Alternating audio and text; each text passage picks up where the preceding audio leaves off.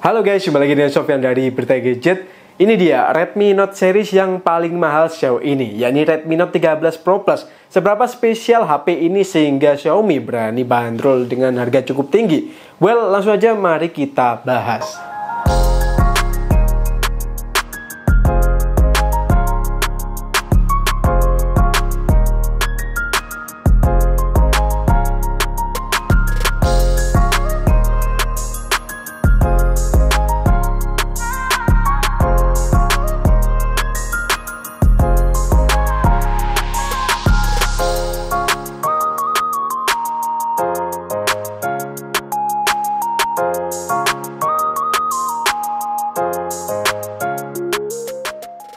Pertama saya mau disclaimer dulu ya, kalau unit yang saya review kali ini bukan unit resmi, melainkan unit global yang saya beli di Malaysia dengan harga sekitar Rp1.599 atau kalau dirupiahkan itu 5,5 juta. Dan udah saya daftarkan di bea cukai ya, karena saya bawa hand carry. Kemudian kalau resmi bakal kayak gini bentuknya, dan juga softwarenya dan speknya sama sih kayak gini. Saat awal ngelihat desain saya langsung suka ya, apalagi untuk warna Aurora Purple-nya ini. Xiaomi menamai desainnya ini dual tone design dan decoupled frame kamera. Kalau kalian nggak suka warna ini, ada juga kok warna yang lain, yakni Midnight Black dan juga Moonlight White. Sayangnya bagian belakangnya ini tuh glass ya, jadi bukan leather kayak di India ataupun di China. Jujur saya agak kecewa ya, kenapa harus dibedakan antara back cover varian global dan juga varian China dan India. Bagian belakangnya ini dari kaca sehingga ya bikin gampang kotor karena sidik jari. Untungnya ada case bawaan yang disertakan, jadi bisa mengurangi kotor.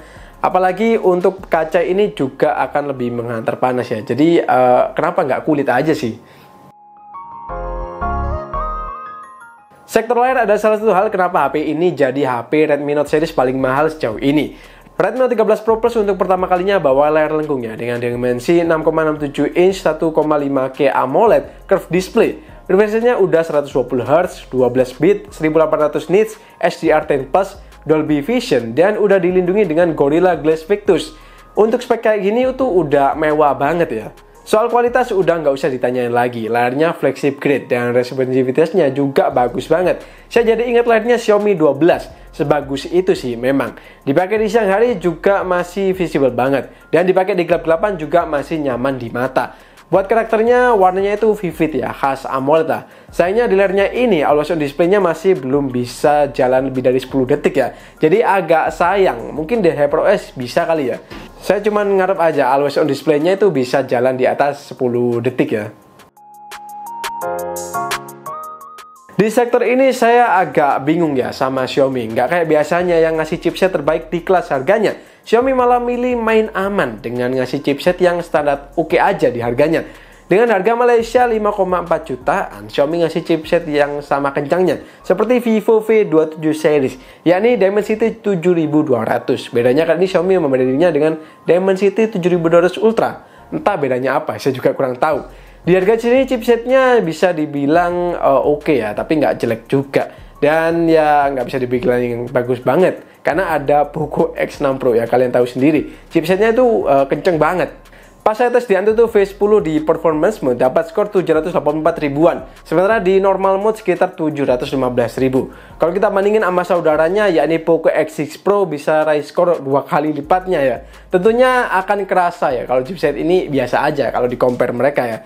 Tapi meski begitu, soal real life experience-nya ini enak banget dan tetap nyaman. Buat main game pun nggak ada masalah yang berarti ya. Cuman memang kalau kalian tuntutannya itu pengen yang kayak settingan tertinggi terus main game, ya jangan harap bisa ya di HP ini. Karena emang chipsetnya ini bukan kelas flagship.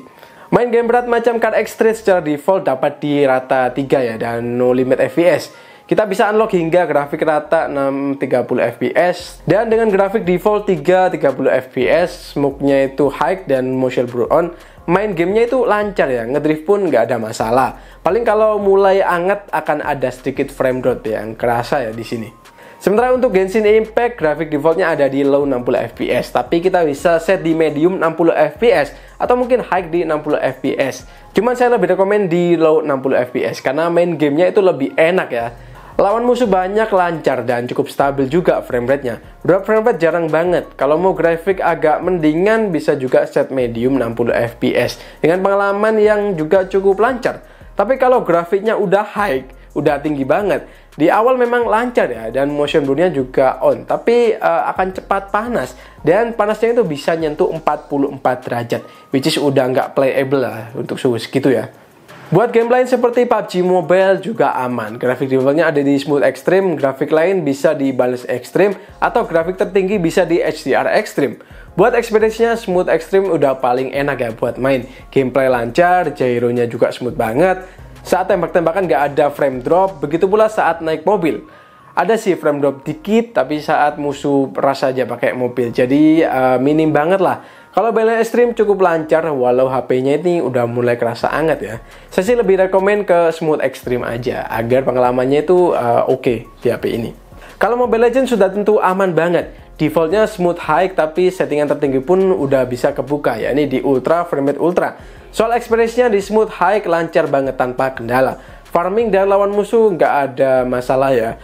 Mau kalian War 55 juga masih lancar banget. Suhunya juga masih terjaga, jadi HP ini sangat Mobile Legends approve lah. Oke, intinya prosesor ini masih bisa bikin kita nyaman ya buat ngegame, walau settingannya itu low dan middle, kecuali Mobile Legends tadi ya, paling tinggi bisa. Kalau buat saya yang jarang ngegame segini udah cukup banget sih.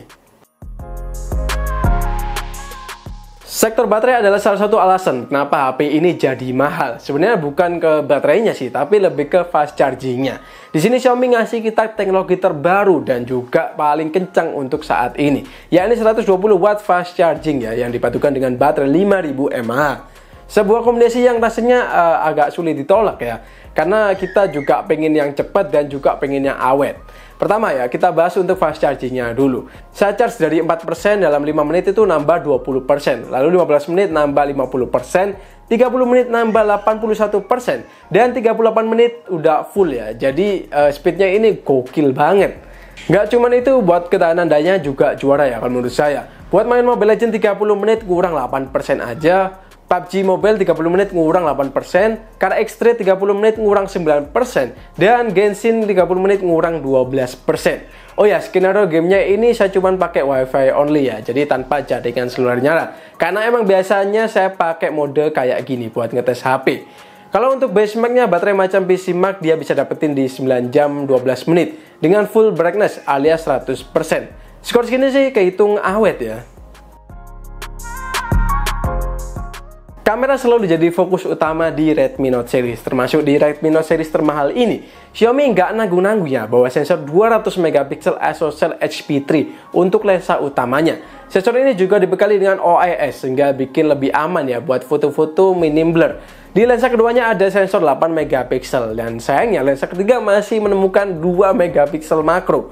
Agak aneh sih di saat HP-HP brand lain udah bawa lensa tele di harga segini, Xiaomi masih aja setia sama lensa makro. Mungkin mereka punya pabrik lensa makro kali ya. Buat videonya di belakang ini kita bisa rekam di 4K 30 fps, sementara di depan bisa 1080p 60 fps. Buat kualitas foto saya puas banget. Cuman agak kurang puas saat ada di cahaya yang kekuningan gitu ya. Susah ngenalin warnanya. Jadi kadang bisa ngaruh ke keakuratan warna. Fotonya pun juga karakternya agak over sharpening ya. Temperaturnya cenderung cool dan in sensor zoomnya ini ternyata nggak gimmick dan sering saya pakai ya. Karena di berbagai kondisi itu hasilnya konsisten bagus. Tapi sayangnya di mode portrait nggak ada 2 kali atau 4 kali ya, seperti mode auto. Padahal kalau ada sedikit mengobati nggak adanya lensa tele ya. Yang kurang menurut saya di kameranya ini adalah yakni ultra wide-nya ya. Jadi kameranya itu udah bagus-bagus, tapi ultra wide-nya itu kelas biasa aja. Jadi kayak kebanting gitu ya. Selain itu kamera makronya juga hampir nggak pernah saya pakai ya, kecuali buat ngambil sampel kayak gini.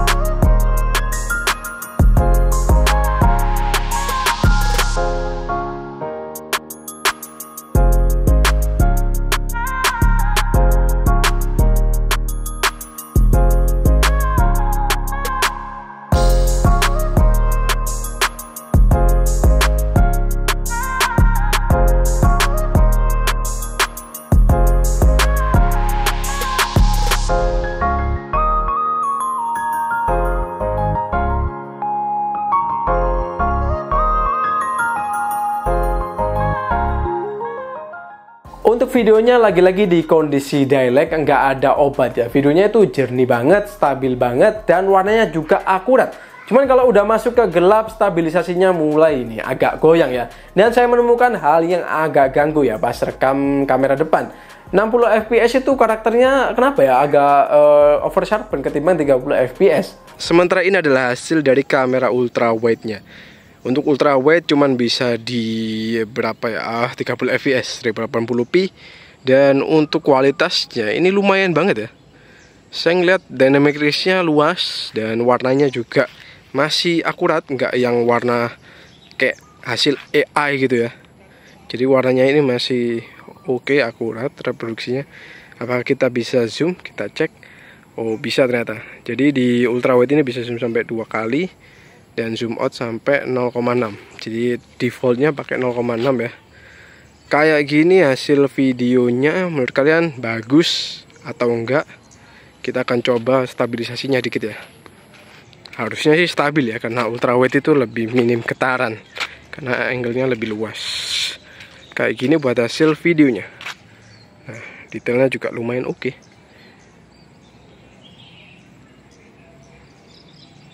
Sementara itu ini adalah hasil dari perekaman 4K 30 fps di kamera belakang.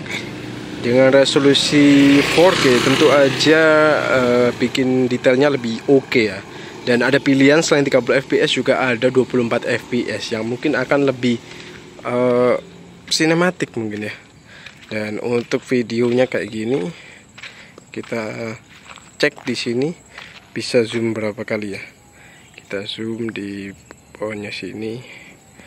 Oh, untuk maksimal zoom di 6 kali dan kita zoom out lagi. Nah, 1 kali nggak bisa pindah-pindah lensa ya. Dan untuk 4K 30 fps ini kerasa stabil sih. Kalau menurut saya stabil banget. Saya bawa jalan ini juga lumayan kenceng ya. Tapi OIS-nya ini bekerja sangat baik dan juga AIS tentunya. Nah, untuk detailnya kayak gini. Dan kita lihat di sana dynamic range-nya juga bagus. Untuk karakter warnanya kalau di layar sih masih sesuai ya, natural ya. Tapi kalau nanti di komputer saya juga kurang tahu lagi. Ini perekaman di sore hari, cahayanya nggak terlalu terik. Oke, sementara itu ini adalah hasil dari 1080p di 30 fps. Untuk dynamic range-nya masih mirip-mirip aja ya. Jadi fokusnya itu lebih ke muka dan di belakangnya ini kurang kelihatan. Kalau kita fokusin ke belakang, nah baru agak kelihatan.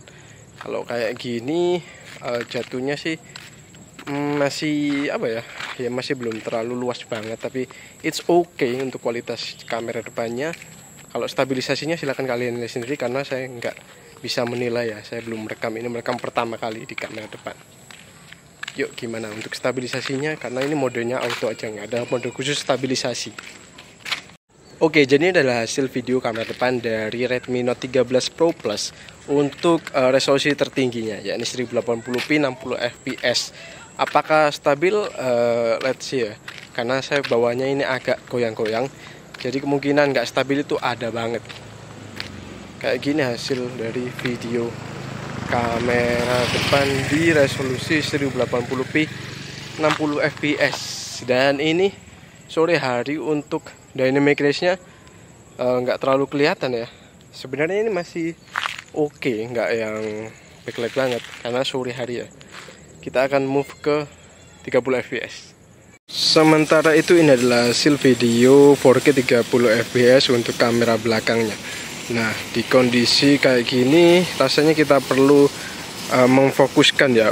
Kalau kerasa overexpose, nah ketika kurangi dikit, nah gini baru kelihatan. Tapi secara auto tadi kayak over, agak gini, agak over. Dan untuk stabilisasinya kayak gini, masih berjalan cukup oke sebenarnya untuk stabilisasinya. Nah, kita bisa zoom juga di sini sampai 6 kali ya. Nah, 6 kali kayak gini dan 1 kalinya kayak gini. Overall minim noise dan saya cukup puas ya dengan hasil videonya. Sementara kalau video ultra wide-nya di kondisi low lag kayak gini ya, Ini low lag 1080p 30 fps. Kondisinya kayak gini. Sementara itu ini adalah hasil dari video kamera depan 1080p 30 fps dan mulai blurry ya. Maksudnya mulai menghalus lah. Nah, ini kalau nggak ada sumber cahaya membelakangi, kalau ini menghadapi sumber cahaya. Nah, menurut saya untuk kamera depannya ini ya oke kalau di kondisi yang cukup cahaya, kalau kurang ya hasilnya kayak gini. Oke, jadi ini adalah video 4K 30 fps di kondisi indoor ya, mall ya. Banyak cahaya dan kondisi malam hari.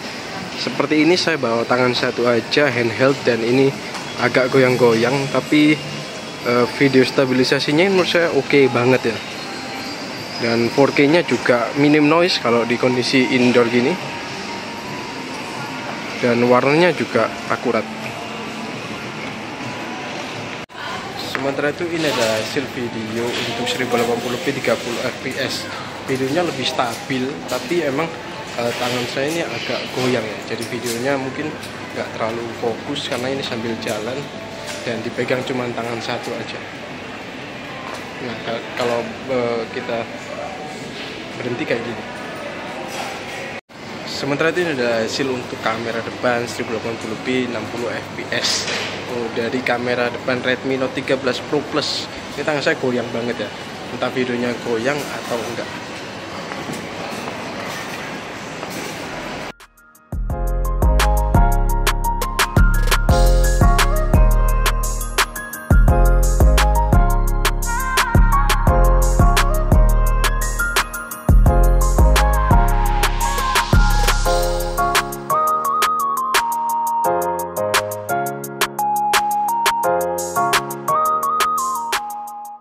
Soal experience, jujur HP ini adalah HP Redmi paling enak yang pernah saya cobain sejauh ini. Mulai dari desainnya yang cakep, feel pegangnya yang ergonomis banget, layar yang bagus, dan performa juga dapat diandalkan. Chargingnya itu cepat banget ya, hingga kameranya juga lumayan lah di kelas harganya. Kalau kalian pikir fitur-fitur tadi udah bikin kalian cukup buat minang HP ini, well, yang saya sebutkan tadi masih banyak ya yang belum saya sebutkan. Yang pertama adalah Redmi Note 13 Pro Plus ini udah bawa IP68. Ya, kalian nggak salah ya. Ini adalah sertifikasi tanah air kelas flagship. Even mid-range lain masih pakai IP67. Dengan fitur ini kalian bebas worry ya, mau HP-nya kecemplung dalam air, mau dipakai hujan-hujanan, atau mungkin direkam di dalam kolam renang juga masih bisa. Cuman saya nggak nyaranin ya pakai sampai segitu ekstrimnya, karena tentu aja proteksi kayak gini tuh nggak digaransi. Jadi kalau ada apa-apa sama HP-nya ya resiko kalian sendiri. Fitur kedua adalah speakernya yang udah stereo. Lah kan HP Redmi lain juga udah stereo bang. Ya bener sih, nggak salah juga. Tapi speaker di HP ini tuh menurut saya beda banget. Ini adalah speaker paling oke di HP Redmi yang pernah saya coba. Suaranya itu clear, bassnya juga kerasa banget, treble-nya juga dapat ya, dan tentu aja volumenya kenceng.